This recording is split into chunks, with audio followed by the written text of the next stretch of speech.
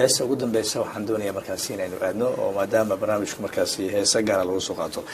waxa la yiraahdaa oo aan markaa isha ku tuuro heesa dhiiga nolosha dhiiga nolosha ka waran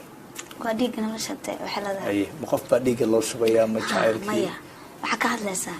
qof macnaha dhiiga nolosha tahay dhaayayga inaan ubad cad ku dhalo dadtii waan si aad loo jecel dhiiga nolosha waa dhiiga waa tahay iyo dhiiga nolosha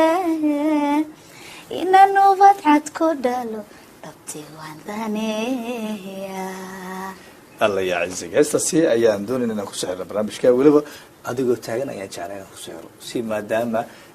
دانسي أيام أدو في السي أنا يبرشة السوالف ديار سوالفها أوكي واي هسه سي أيام كسر قبل سينا برنامج كا فنك يسوانتا